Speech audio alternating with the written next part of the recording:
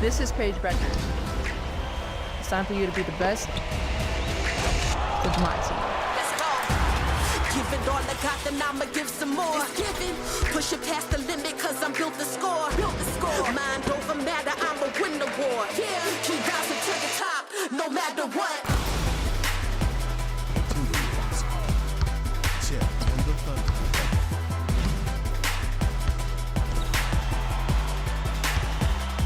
No matter what.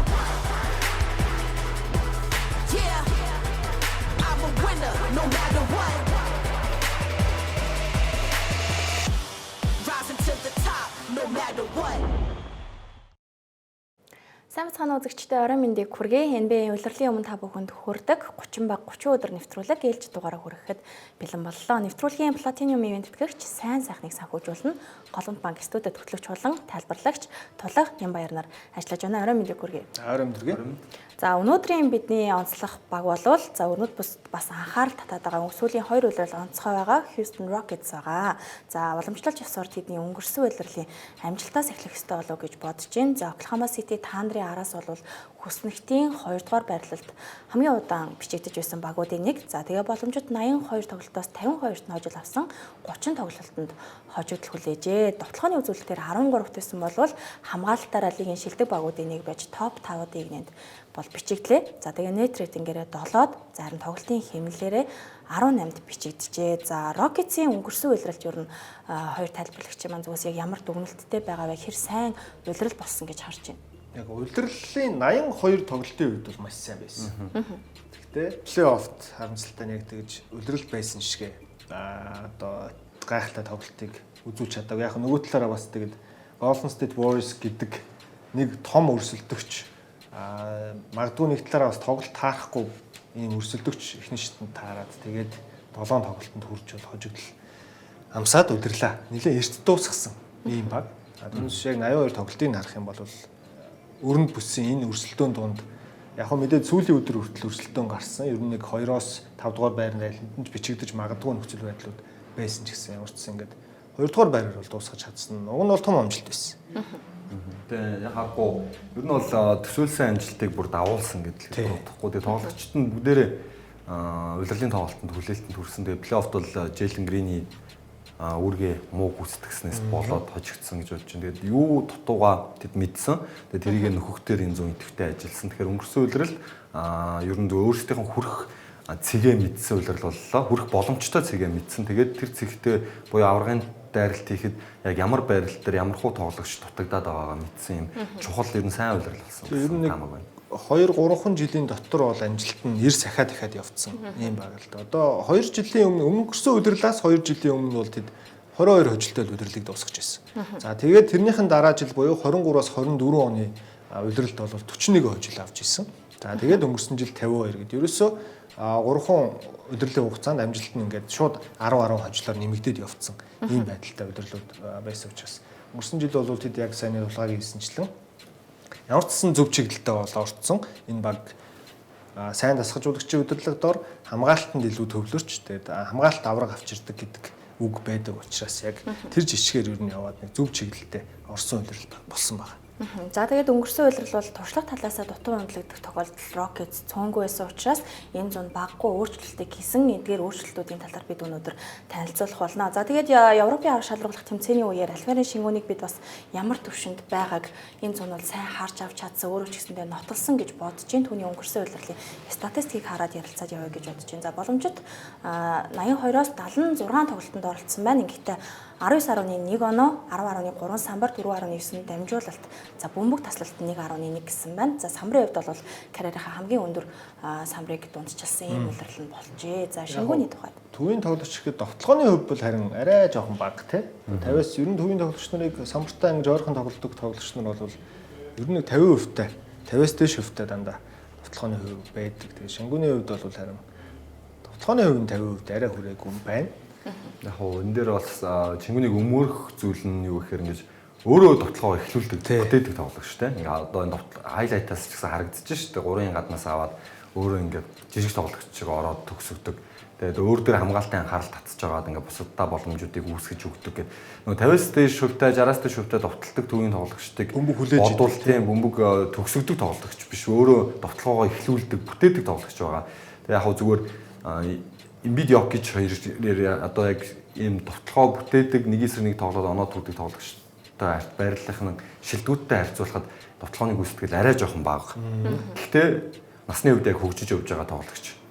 Тэгээд сая одоо хулангийн маань онцлсан ч гэсэн Европын аврах дээр одоо нөгөө өөрийнх нь харьцуулаад байдаг одоо энэ мини Jokic гэдэг хочтой тоглогчуд тэгээд энэтэй харьцуулаад байдаг зүйлээс харахад бол Jokic чихөө эсрэг тоглоод бүр хожсон шүү дээ Европын аврах шалралт тэмцээн дээр. Тэгээд Jokic-ого эсрэг тоглохдоо статистикийн хувьд ч гэсэн үнэхээр гайхалтай тоглолтыг бол шингүүний хувьд үзүүлсэн байна. Тэгээд одоо бол яа харахгүй сая тулгаагийн онцлсноор нас залуу байна. Одоо улам жил ирэх тусмал ингээд сайжраад явах нь ер нь тодорхой тоглогч байх. Тэгээд өнгөрсөн үеэрд бол Хьюстны ер нь хамгийн гол хоёр тоглогчийн нэг нь яа харахгүй шингүүн байсан. Энэ үлрэлт ч гэсэн тийм бол одоо шингүүний баг болчлоо. Тэдгээр Кевин Дурант яг ирсэн ч гэсэн зүгээр энэ баг шингүүний баг гэж би бол одоо дүгнж байгаа. Тэрийг ч гэсэн сая Туркэд ер нь зөв бага манлайлах чадвараа хангалттай харуулчлаа. За тэгээд энэ багийн гэрэл гэгээ болж буй дараагийн тоглогч бол Амен Томпсон байна. За энэ бол 3 дахь улирал нь болох болно. Өнгөрсөн улирал бол карьерийнхаа хамгийн сайн статистик үзүүлэлтийг Амен Томпсон үзүүллээ. За тэгээд бүх үзүүлэлт нь бол агсан харагдаж байна. За дээрэс нь плей-оффт бол бүр ч илүү сайжирсан байгаа энэ статистик үзүүлэлтээс. Одоо ер нь яг орчин цагийн сагсан бөхт үнэхээр зөгцсөн ийм тоглогч болчихлоо л доо. Хамгаалтан дээр үнэхээр сайн тоглолтыг үзүүлдэг. Дээр нь довтлооны ур чадвараа өнгөрсөн өдрлийн ялангуяа 2 дугаар хагас тэгээд ер нь плей-оффт бол хангалттай хэмжээнд харуулж чадсан юм залуу. Шидэлтэн сайжирчвал лигийн зүгээр шууд элит хэмжээний тоглогч болох потенциал байгаа л да энэ тоглогчид. Зөв яг шидэлтээс бусад бүх зүйл байна.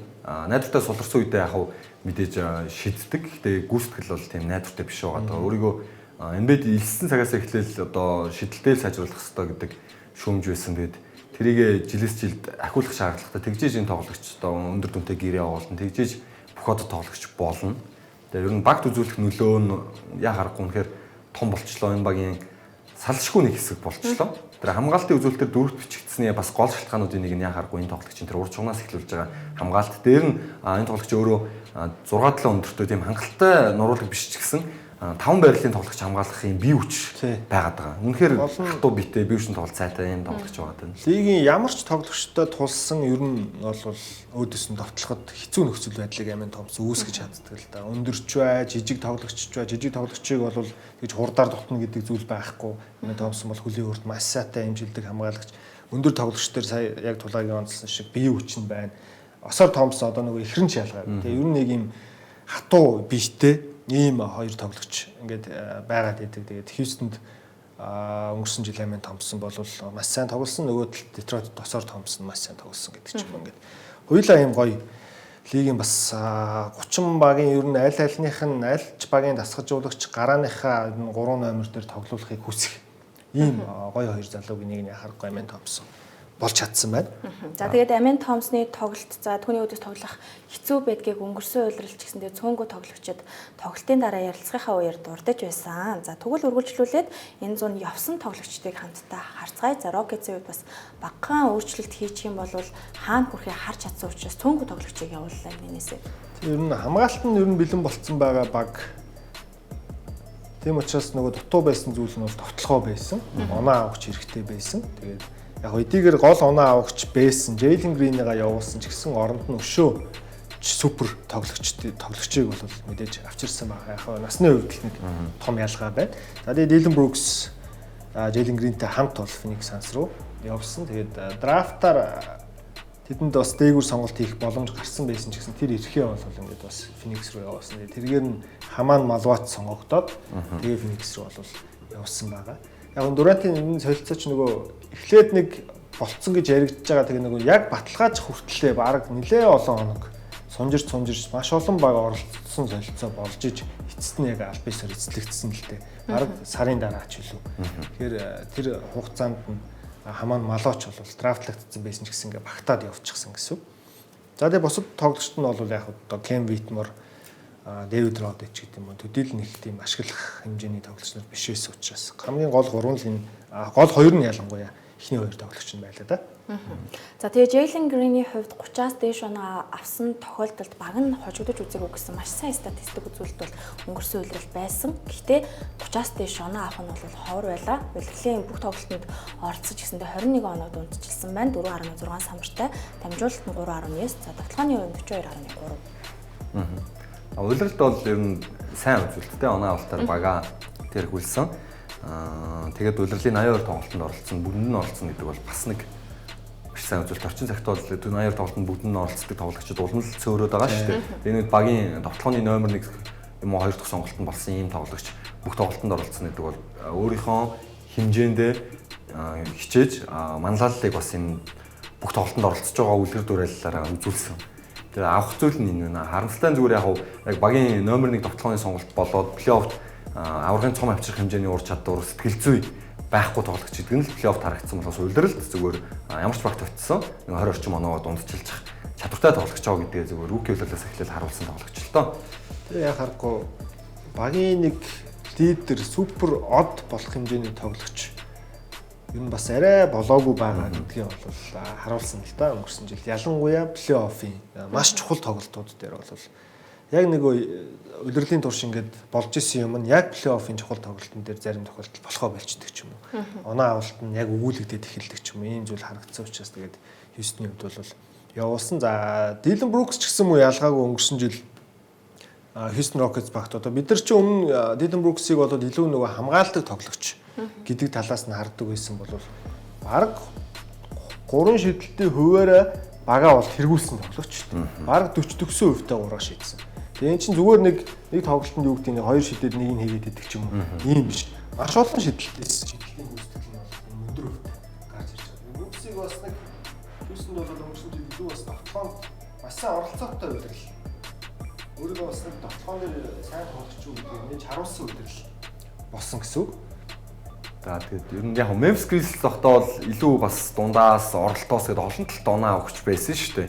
Ер нь 15-аас дээшнүүд дундчилсан үлрэлч байсан. Тэгээд Memphis явснаас хойш ингээ Rockets дээрээ ихэвчлэн ингээ шидэгч болчиход байгаа тийм. Одоо тэгээд дараа дээрээ ч гэсэн ер нь өөр багууд дээрээ ч гэсэн тренд D тоглогч болчлоо. Канадын шигшэдээ ч гэсэн хамгаалдаг шиддэг тоглогч болчлоо.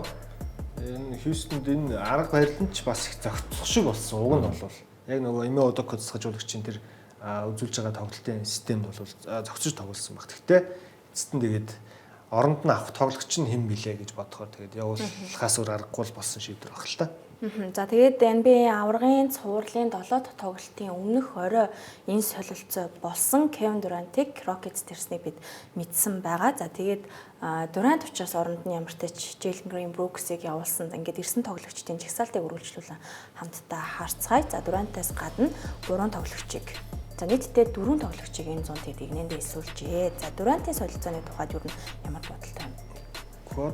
Одоо лигийн түүхэнд гэж яригдах хамгийн шилдэг оноо авахчдын нэг болсон тоглогч. Гэтэ яг хөө зүгээр ганц одоо сул тал гэхээр зүйл нь одоо энэ тоглогч он гараад 38 нас орох гэж байна. Тэгэхээр энэ л гол ганц асуудал болчиход. Бусдаар бол Durant-ыг бид нар ямар хэмжээний оноо авахч вэ гэдгийг хангалттай энэ олон жилийн хугацаанд 2008 оноос хойш харлаа.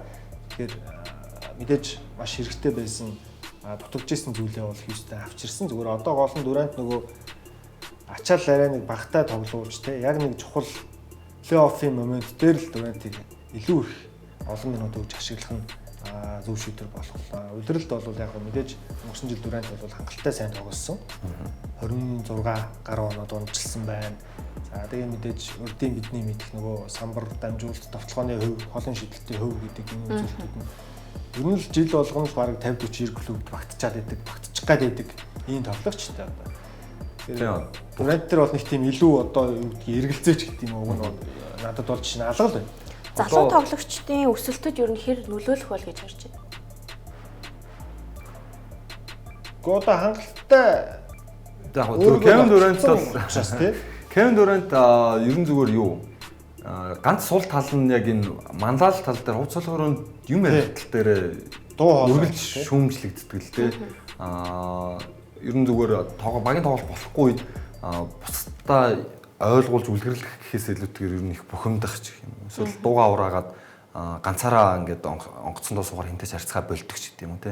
Тэгээ сошиал их хэрэгэлдэг те. Үзэгчтэй ерөнхийдөө хэрүүлээд маргалцдаг гэдгээр шүүмжлэлт үе үед байдаг тоглогч. Тэгэхээр тэр манлал гэхээс илүүтэйгээр зөв талбай дээрх манлал нь бол угаасаа үгээр илэрхийлэх аргагүй. Талбай хоёр талд хоёуланд нь маш сайн тоглох чадвартай. Тэгээд дээр нь гараа өргөө зогсох юм бол багийн хамгийн өндөр нөгөө аахгүй юу? Стивен Адамсаас урт тийм тоглогч. Тэгэхээр ийм л одоо зүгээр Вембигийн өмнөх Вемби байхгүй бид нар Вембиг л харийн хүн гэдэг ингээ онцгой хүн харцсан юм шиг болоод болохоос Кевин Дуранчигийн ур чадвартай юм урт тоглогч зүгээр лигний түүхэнд өмнө байгаагүй гэдэлхэд буруудахгүй.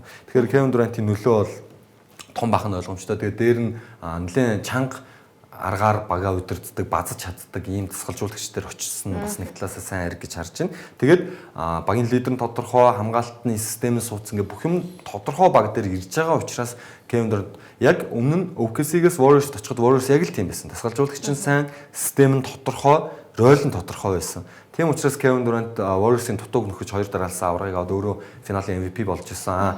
Энэ жилийн жишээ мөн адилхан. Зүгээр Нямбайр хэлдгэр насан л арай ахмад болцсон болохоос биш.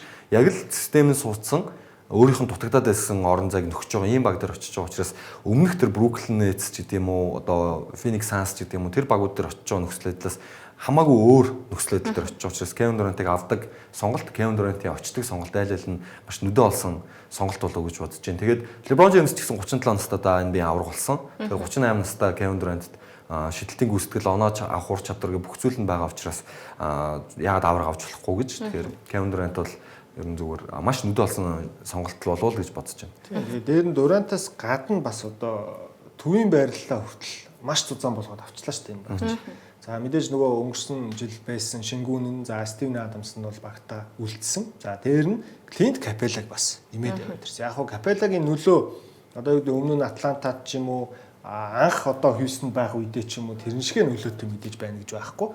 Гэхдээ ийм туршлагатай бас энэ уруулаг самбарын маш сайн тоглогчийг бас нэмээд яваад ирсэн нь бол Хьюстоны энэ хамгаалтыг буддаа талбай хамгаалтыг улмал аюултай болгож байна. За дээр нь бас Dorian Finney-Smith сая өснөгтөд харагдаад өнгөрсөн. Lakers өнгөрсөн жил гараанд гарч тоглож ирсэн, зарим тохиолдолд сэлгэнээс тоглож ирсэн тоглогч. Шууд Houston 4 жилийн бас яг өөрийнх нь хүсэж ирсэн гэрээг өгөөд аваад ирсэн гэдэг утгаараа Dorian Finney-Smith бол бас л хамгаалт, самбарт тусалцаа үзүүлэх. За тэгээд тэр хоёр болонгоос явжнаас шидэх холын зай шидэлтүүд нь бас маш аюултай юм байдаг тоглогч. Тэгэхээр ер нь одоо явуулсан тоглогчдоос нь эрснүүдийг харах юм бол өшөөч илүү бага яг харахгүй чанаржуулаад аваад ирсэн байгаа гэсэн. Төвийн тоглогчийн эрэлт гараад бас яг тохирсон төвийн тоглогчоо олж чадахгүй байгаа багууд маш олон байгаа. Харин Rockets-д Шингүүн Адамс, төвийн тоглогчоо багтааж дэлгэхгүй шүү дээ. Яг одоогийн байдлаараа дөрвөн төвийн тоглогч нь бол маш анхаарал татах үе зэмд тоглогчид байна. За тэгвэл шинээр бас цөөнгөө тоглогчдын гэрээг энэ баг сунгасан. За энэ дунд нь анхаарал татж байгаа нэрс. За Стивен Адамс, Фред VanVleet нэр байна. За тэгээд VanVleet-ийн талаар харамсалтай мэдээллийг бид бас 2 дугаар хэсэгтээ үргэлжлүүлээд угаасаа ярих баг. За Стивен Адамс өнгөрсөн жил бол энэ багт бас их дайггүй тус болсон. Тэгээд ямар ч гэсэн бас хүсэж исэн гэрээг нь өчлөө. 3 жилийн 39 сая гэдэг бол хангалттай нэг тоглогчтой өгч болох юм байсан гэрээ байх. За тэгээд VanVleet бол team option-той 1 жилийн 50 сая гэрээ үлдсэн байсан.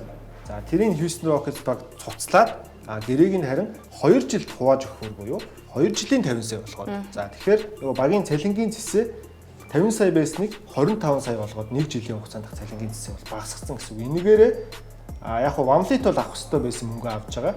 Гэхдээ Houston санхүүгийн тал дээр арай ашигтай. Хамаагүй ашигтай. Durant-ийг шингэх 50% ашигтай болчихж байгаа. Durant-ийг шингэх боломжоо олгочихсон. Durant бол одоо энэ дундаас яа харахгүй ингээд хамгийн өндөр цалинтай тоглогч нь болчихж байгаа.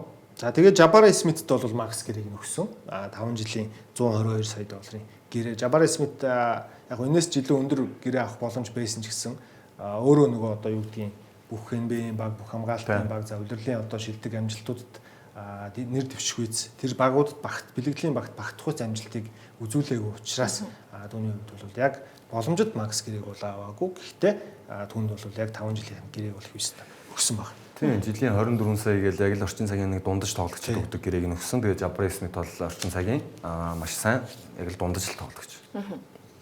За ингээд дүгнэлтээр бол Houston Rockets баг хоёр тайлбарлагчийн маань хэлснээр маш сайн өөрчлөлтийг хийж чадсан гэж дүгнэж байгаа юм байна. За харин шинээр гэрээгээ сунгасан тоглогчдын хувьд бид дараагийн хэсэгтээ үргэлжлүүлэн ярих болно. Ингээд үзэгчдээ 30 баг 30 өдөр нэвтрүүлгийн түрээд хэсэг хугацаанд завсарлуулж байна. Нэвтрүүлгийн Gold Event тэтгэгчээр хамтдаа төрүүлж алах нь Unitel Group.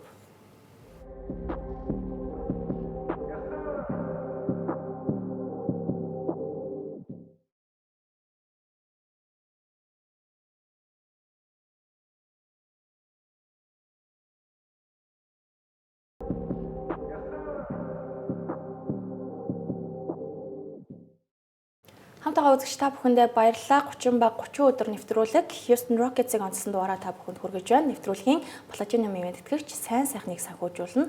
Голомт банк. За үргэлжлүүлэн бүгдээрээ Rockets-ийн цалингийн зэстэй танилццгаая. За маш сайн багийг бүрдүүлж чадсан учраас цалингийн хувьд бас өндөртөө орж байгаа тийм ээ. Тэ гайгүй. Аврагын төлөө өрсөлдөж байгаа багуудтай харьцуулахад нөгөө онцгой татварт мөнгө төлөөгүй гэдэг өөрөө сайн болчиход. Нөгөө л нэг түрүүний нэвтрүүлгийн эхний хэсгээр ярьсан Fred VanVleet-д 25 сая долларын гэрээт болгож гэрээг нь 2 хуваасны ач тус нь одоо энэ дээр гарч байна. Хэрвээ тэгээгүй бол онцгой татвар дээр энэ баг бүр 70-80 саяг төлөх байсан байгаа байхгүй юу? Шууд 3-4 үржигдээд шууд second апронод авчна гэсэн үг шүү дээ. Тэгэхээр ерөөсө ганцхан ингээл 25 саяг долларыг 50 саяг 25 болгож 2 хуваасныхаа ачаар онцгой татварт мөнгө төлөхгүйгээр аврагын хэмжээний баг босгож чадсан. Их зөв менежмент. Тэгээ VanVleet-ийн хувьд ч гэсэн зүгээр ер нь бол карьерийнхаа ахаад нэг илүү мөнгө авах, өөр багаас ч хамаагүй авах байсан боломжоос татгалзаад өөрөө аврагын төлөө гаргасан, бас багийн төлөө гаргасан. Энэ сүүлийн үед бас тийм ч олон тоглогчдоос харагдахгүй байгаа. Гэрээний өөрчлөлт байгаа. Цуцалжуул тэр тоглогч чинь шууд чөлөө тагнд болчихно гэсэн үг шүү дээ. Тэгээ VanVleet бол чөлөө тагнд боссон. Тэгтээ яг багтаага тохирчоол болсон байна шүү дээ. Ойлгомж тий. За тэгээд 26-аас 27 оны үйлрэлт буюу дараагийн үйлрэлт Баталгаат гэрээтэй тоглогч 8 тоглогч байна. За энэ дунд Kevin Durant-ийн нэр байхгүй байгааг үзэгчд маань анзаарч байгаа. Kevin Durant эрх 100 гэрээнд дуусч чөлөө тагнд болно. Тэгэхээр Houston-ийн хувьд ерөөсөө энэ жил шууд аврагын төлөө дайрах маш чухал юм жил байла гэж ярий да одоо тий. Тэгээд яг хэрвээ авраг авч чадахгүй бол гэхдээ баг нь одоо сайн амжилтыг үзүүлээд сайн өрсөлдөж байгаад одоо өөр бусад шалтгаанаар ч юм уу те гэмтэл ч юм уу эсвэл нэг азгүй тохиолдлоор авраг авч чадахгүй бол Durant яг дахиад нэг 2 жилийн ч юм уу 3 жилийн ер нь бол Durant 3 жилийн сонголт одоо сүүлийн урт хугацааны гэрэн 3 жилийн Durant өөрөө хийж үлдэж бас болох юм. Ярьж байгаа ч гэсэн нэг 40 гартлаа бол тоглолцсноо л гэдэг сүүлд ярьж илээ. Дахиад 3 жилийн гэр авахыг хүсэж байгаа баг. Тэгээд өгөх боломж бас байгаа. Яг бүр 50 3 жилийн 150 сая гэдэг өндөр биш. Зүгээр 3 жилийн нэг 120 ч юм уу те нэг жилийн 40 саяг Durant авахыг өөрөө зөвшөөрөөд ингээд үлдэхээр бол цалингийн цагийн сая ингээд нэг баримжаагаар нэмээд өсгөд бол 150-аас 160 орчим сая байгаа байхгүй. Тэгэхээр яг Durant-д нэг 40 саяг өгөөд тэгээ өөр нөгөө нэг залуу ч юм уу ахмад тоглогчдод 2 сая 3 саяны гэрээнүүдийг өгөөд хоёр тал тоглогч нартай гэрээ өгөөд ч юм уу ингээд 15 тоглогчроо остроо бүрдүүлж дахиж өргөжлүүлж зүгээр дайрах боломж байгаа. За тэгээд Rockets-ийн хувьд гэрээгээ сунгасан тоглогчдыг бид танилцуулсан. VanVleet-ийн хувьд 2 жилийн 50 сая. За харамсалтай нь саяхан гарсан мэдээллээр ACL-ийг гэмтээсэн байна. За энэ гэмтэл ер нь багийн амжилтанд хэр нөлөөлөх вэ гэдгийг илүү сайн ярилцах хэрэгтэй болов гэж бодож байна. Төвийн тоглогч сайн байгаа үед холбогч сайн байх хэрэгтэй. Энэ багийн гол холбогч нь яг одоогийн байдлаар хүнд бэртэлтэй байгаа учраас тэд аврагын төлөө дайрахад хамгийн муу гэрээний сонголт болчвол гэж хараад байна л та. Гэрээний сонголт муу гэж яг азгүй юм болчлоо тий. Гэмтснийхаа дараа гэрээ өгсөн бол тэр муу гэрээ гэж болно шүү дээ. Гэрээ өгсөний дараа гэмтэл болчихж байгаа. Тэгээд яг VanVleet яхааргүй энэ багийн одоо хамгийн дутуу үнэлэгдэх тоглогч нь л доо довтлооны гүйцэтгэлийн хувь тааруу ингээд олон шидэд алддаг ч гэдэг юм уу. Тэгээд хөдөлгөөн удаан ч гэдэг юм иймэрхүү шүүмжүүд байдаг. Гэхдээ Houston Rockets авчирч ирсэн эрэг талыг харах юм бол энэ багийн тэр хамгаалтын баланс болон довтлооны зохион байгуулалт тэр замбраагүй довтлоонуудыг өөр дээрээ ууж удаан хэмнэлт тоглуулж яг үндсэн одоо энэ удаа хөдөлгөөлж үсээд байгаа тоглолтын арга барилыг суулгаж өгч ирсэн гол тоглогч наа. Тэгээ зүгээр Kevin Durant нэгдсэн байсан учраас хэрвээ VanVleet гэмтээгүй үйлрлийг бүтэн багаараа эхлүүлсэн бол VanVleet-ийн нөгөө шидэх тоонч цөөрнө. Тэгээд довтлох одоо Jalen Green-ийн шингүүн хоёр дээр хамгаалт төвлөрчгөр өөр довтлох тоглогч олдохгүй болцоод VanVleet ингээ хүнд байдлаас их олон шиддэг. Тэгээд ингээд шидэлтийн гүйцэтгэл тааруу юм шиг харагдаад байдаг. Durant ирчихээр энэ нөхцөлөд арай өөр болоод VanVleet арай чанартай цөөхөн шидэлтэд оролцоо гэдэг шидэлтийн гүйцэтгэл нь буцаад нөө Raptors байсан аврагын онцлогуудынхаа роль нь ер нь ирэх байсан. Болов гэж зүгээр хүлээл төсөөлөл надад байсан. Тэгээ харамсалтай нь яхахгүй хүнд гэмтэл авчлаа. Тэгээ Мамлетийн үед яг тулааны сайн хэлсэнчлэн яг Удоко дасгалжуулагчийн ер нь хүсэж исэн тэр холбогчийн тоглолтыг хийж чадчихсан байхгүй. Одоо яг сая тулгаач хэлэлтэй нөгөө шидэх тоон угаасаа дүрэнд ирснээс шалтгаалаад цөөрөх байсан байх гэдэг дээр Миннесотод жишээ нь Рэндл ирснээр ч юм уу те Карл Антони Таунс байснаар ч гэдэг юм ингээд олон товтлооны сонголттой байх тусам Майк Конлигийн нөгөө шидэлт хийх товтлох тоо бол хамаагүй үлэмж хэмжээгээр цөөрцсөн байсан. Тэрнтэй яг адилхан нөхцөл байдал уг нь энэ жил энэ шинэ үйлрэлд бол гарах байсан баг. Харамсалтай тэгээд Вамлет багтаага бэлтгэл дээр гэмтэл авсан гэсэн юм харамсалтай мэдээлэл гарсан. Тэгээд энэ үйлрэлд бол одоо гэмтэл авч байгаа тоглогч ер нь энэ үйлрэлд бол угаасаа тоглохгүй баг. Тэгэхээр Хьюстны хувьд яг тэр нөгөө дутагдаад байсан холбогчийн байрал дээр өөр хүн сонголт бол нэлээд хомс байсан. Тэгээд тэрэн дээрээ Вамлеттэй ингээд гэрээг нь цааш үргэлжлүүлж сунгаад авч үлдээд ингээд тоглох гэсэн боловч үндсэн холбогч нь гэмтэл авчиж байгаа нь нэлээд л тааруу мэдээ болчихлоо доо. За Вамлетийн хувьд өнгөрсөн үйлрэлт 60 тоглолтод оролцсон 35 минутыг дундчилсан байлээ. За одоо түүний орон зайг хэн нөхөх вэ гэдэг асуултын хариултыг би таах хэрэгтэй болов. За энэ үйлрэлийн боломжит гарааны бүрэлдэхүүнийг харъя. Одоо ингээд яг үндсэндээ холбогчгүй болчиход байгаа. Одоо ерөөсөө яг цэвэр холбогч төр гэвэл үндсэндээ 10 хоол идэл байна. Одоо Рид Шепард бол бас яг холбогч ихэд хэцүү болчиход байгаа. Завсрын л даа шитгэжээр тоглуулах хэр нуруу намдах гэдэг. Одоо тэгээд Эмэ Одоко засгажуулагч чинь зүгээр сүүлд гарч байгаа нэг мэдээлэлээр Амен Томпсон дэлүү бөмбөг эзэмших их мэдл өгнө гэдэг ийм яриа гарч байна. Тэгээ яг зүгээр юу л да. Амен Томпсон заавал тийм супер найруулга хийгээд шингүүн тийм зоно дагуулж орж ирээд шингүүний гарт бөмбөгөө шингүүнээс бүх тоглоо эхлээд тэгээд найдвартай төгсгөч Дүрэнт байгаа. Жабари Смит шидэлттэй ингээд хоёр завжин дээр гараад орон зайг нь гаргаад өгч ч гэдэг юм. Ингээ бодохоор зүгээр ер нь зүгээр Амен Томпсон холбогчоор гараанд гараад сэлгэнээс Жош Окоги ч юм уу, Дорн Фини Смит ч юм уу мэдхгүй. Аль нэг нь гараа руу гарч ирээд илүү юм нуруулаг гарааны тавд болох боломж бас байгаа. Тэргүй нэг хурдан тоглох гээд байх зүйлгүй баг л та. За сэлгэн болохоор зүгээр одоогоор боломжтой байгаа нь бол Аарон Холидей, Жош Окоги, Тари Ийсэн, Дорн Фини Смит. За тэгээд Капелла юм уу, Стивен Адамс аль нь ч гэж болохоор энэ нөхцөл байдал бол харагдаад байна.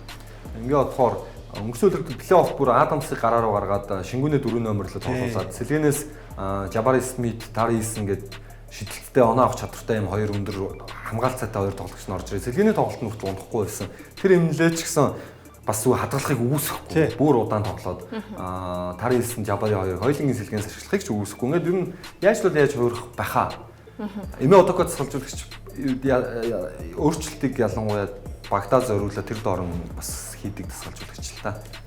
За тэгээд Rockets-ийн хувьд төвийн байрлал сайн, хамгаалалт сайн, лигийн шилдэг оноо төгчдийн нэгтэй. За гэхдээ холбогчийн байрлал нь дутууч гэсэндээ бас л шилдэг дасгалжуулагчид энэ багийн арын албанд ажиллаж байгааг заашгүй онцлох ёстой байх. За дасгалжуулагчдын бүрэлдэхүүний бүдэр энэ хэсэг танд таарцгаая.